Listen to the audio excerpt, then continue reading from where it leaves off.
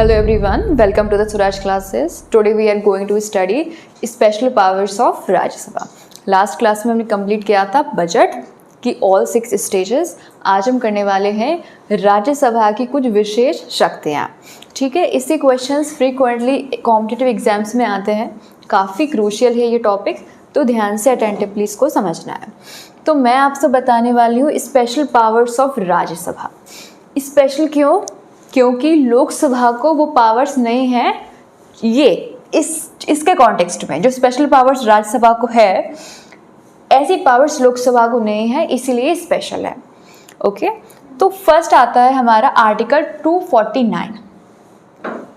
Article 249 article भी important है और आर्टिकल के अंदर जो भी मैटर है, कंटेंट है, वो भी बहुत इम्पॉर्टेंट है. ओवरऑल ये टॉपिक ही इम्पॉर्टेंट है. तो मैं आपको बता रही हूँ आर्टिकल 249. उसमें क्या है कि राज्यसभा पार्लियामेंट को ऑथराइज करती है या पार्लियामेंट को अधिकृत करती है कि जो स्टेट लिस्ट के सब्जेक्ट्स हैं उस पर लॉ बनाए. ठीक है, इसका कॉन्टेक्स्ट ध्यान से समझना है कि हमारे जो 7th शेड्यूल है, 7th शेड्यूल में जो सब्जेक्ट्स हैं पूरे, तो उनको 3 पार्ट्स में डिवाइड किया है. कुछ हैं यूनियन सब्जेक्ट्स जिसे केंद्र सरकार देखती है, केंद्रीय विषय, और फिर हैं आपके स्टेट सब्जेक्ट्स, राज्य सूची, स्टेट लिस्ट, और फिर जिस पे एक एक कॉन्करेंट लिस्ट, समवर्ती सूची. इसका मीनिंग ये है कि यूनियन लिस्ट पर सब्जेक्ट, जितने भी सब्जेक्ट्स मेंशन हैं उस पर लॉ कौन बनाएगा? आपकी यूनियन गवर्नमेंट, केंद्रीय सरकार. स्टेट लिस्ट है, उसके जो सब्जेक्ट्स हैं उन पर लॉ कौन बनाएगा? State government. बट जो भी समवर्ती सूची में है, जिसे कॉन्करेंट लिस्ट कहते हैं, उनमें जो जो सब्जेक्ट मेंशन है उस पर लॉ केंद्र भी बनाएगी और राज्य भी बनाएंगे. ठीक है, अगर कोई भी कन्फ्लिक्ट होता है, किसी भी तरीके का डिस्प्यूट होता है, तो उस केस में केंद्र सरकार का जो लॉ होगा उसको हम एक्सेप्टेंस देते हैं, कॉन्स्टिट्यूशन एक्सेप्टेंस देता है. ओके, तो उससे ही रिलेटेड है. जनरली साधारणतया क्या होता है कि स्टेट लिस्ट पर कानून कौन बनाएगा? State government. Okay, but article 249 किसको ऑथराइज कर रहा है? पार्लियामेंट को. पार्लियामेंट को, संसद को ऑथराइज कर रहा है कि स्टेट लिस्ट के जो सब्जेक्ट्स हैं उन पर लॉ बनाइए. ये पावर सिर्फ राज्यसभा को दी गई है. अंडरस्टैंड? फिर नेक्स्ट है हमारा आर्टिकल 312. आर्टिकल अनुच्छेद 312. इसमें क्या है कि राज्यसभा फिर से पार्लियामेंट को ऑथराइज कर रही है कि all India services, all India services का मीन है अखिल भारतीय सेवा.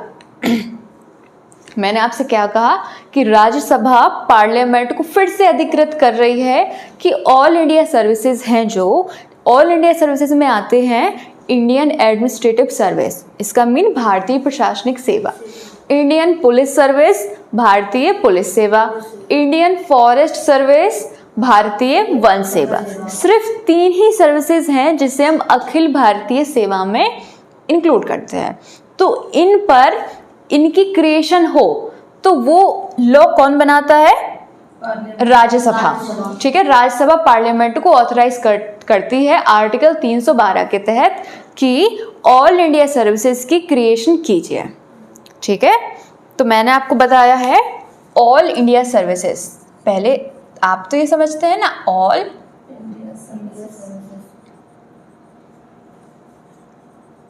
सर्विसेज. इसमें है इंडियन एडमिनिस्ट्रेटिव सर्विस, जिसे कहते हैं IAS, इंडियन पुलिस सर्विस,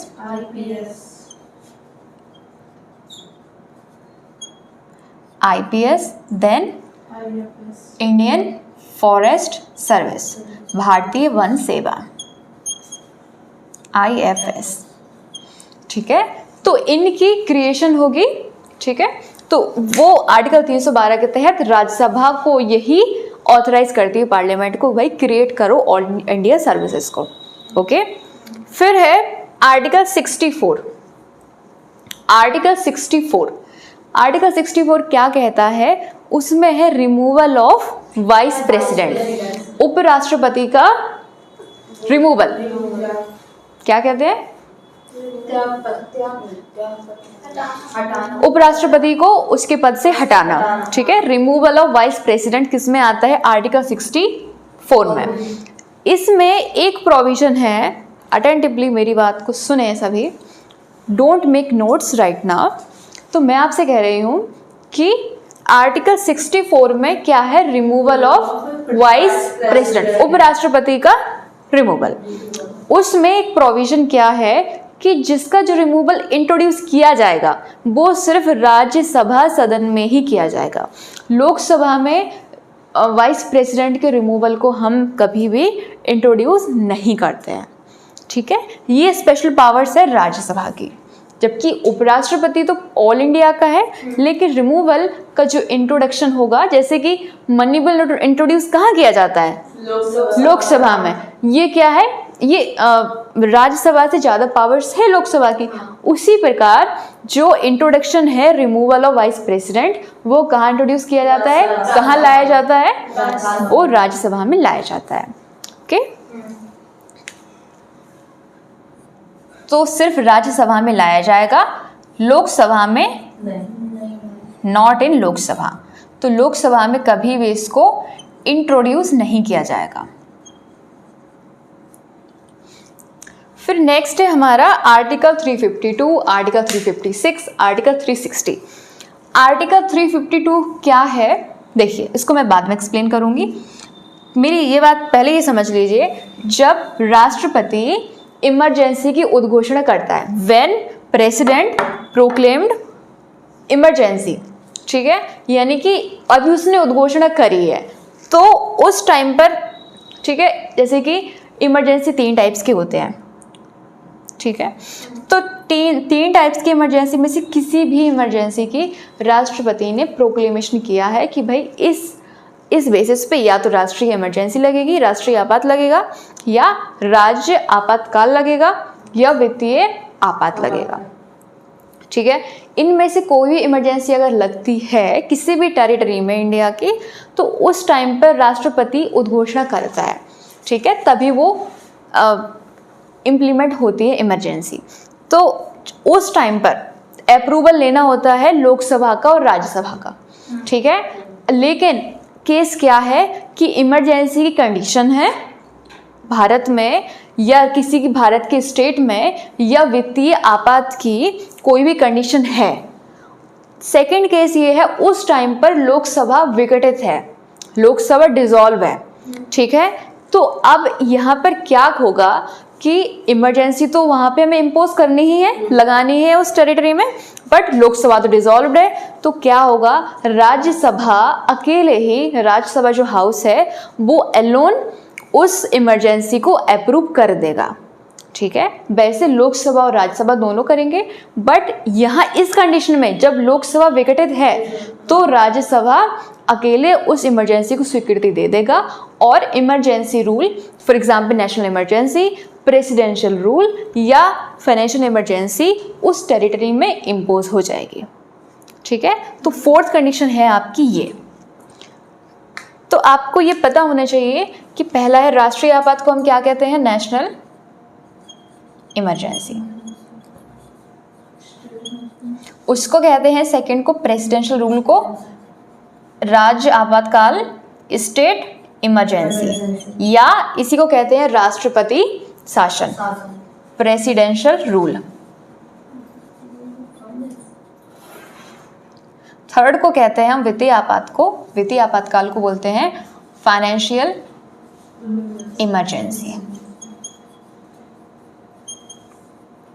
तो जो हमारा राष्ट्रीय आपात है उसमें कुछ फंडामेंटल राइट्स है, जो हमारे मूल अधिकार हैं, उनको निरस्त कर दिया जाता है, सस्पेंड कर दिया जाता है।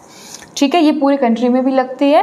और राज्य आपातकाल, इसका मतलब क्या है, किसी पर्टिकुलर स्टेट में, फॉर एग्जाम्पल 2018 से 2019 के बीच में जो जम्मू कश्मीर पहले यूटी थी, तो वहाँ पे क्या, सॉरी स्टेट था, जम्मू कश्मीर स्टेट था, 2018 से 2019 के बीच में वहाँ पर क्या लगी थी, राष्ट्रपति शासन, प्रेसिडेंशियल रूल। ये रीसेंट एग्जाम्पल्स है, ठीक है। तो उसमें क्या था कि राज्य में आपातकाल लगा दिया। क्यों लगा दिया? क्योंकि गवर्नमेंट किसकी थी, बीजेपी की थी, जो समर्थन के साथ में थी किससे, एक और पार्टी थी, उसका नाम क्या है, शायद पीडीपी है, पीपल्स डेमोक्रेटिक पार्टी। तो यही लिख देती हूँ।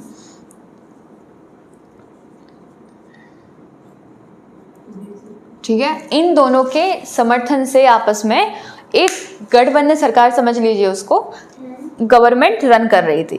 लेकिन जब समर्थन डगमगाता है या कोई अपना समर्थन वापस ले लेता है तो गवर्नमेंट फॉल हो जाती है।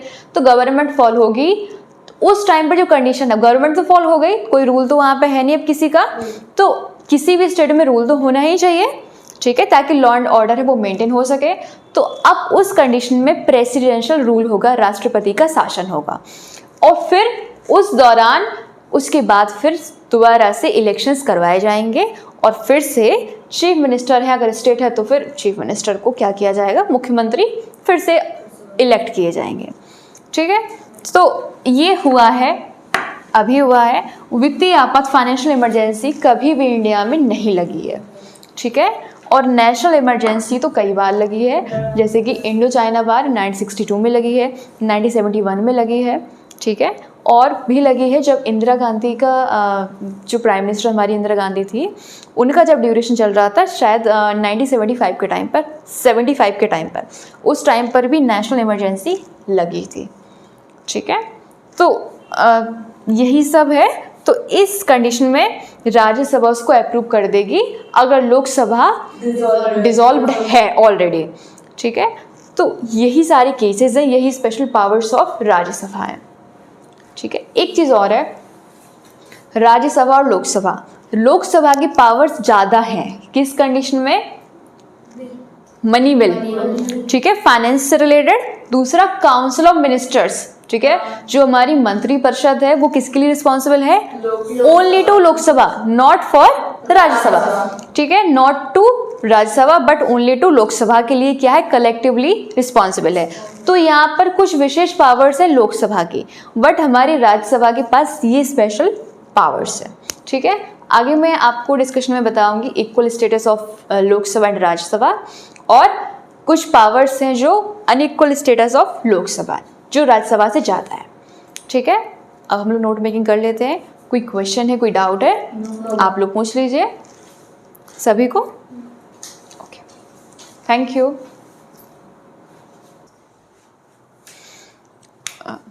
थोड़ा सा यहाँ पे करेक्शन है, आर्टिकल 67 है ये, ओके। आर्टिकल 67 में क्या है कि रिमूवल ऑफ वाइस प्रेसिडेंट, इसके लिए जो रिजोल्यूशन होता है वो सिर्फ राज्यसभा में ही इंट्रोड्यूस किया जाता है, लोकसभा में इसको इंट्रोड्यूस नहीं कर सकते हैं, ठीक है। तो यहाँ पे 67 कर लीजिएगा आप सभी। कोई क्वेश्चन है, कोई डाउट है?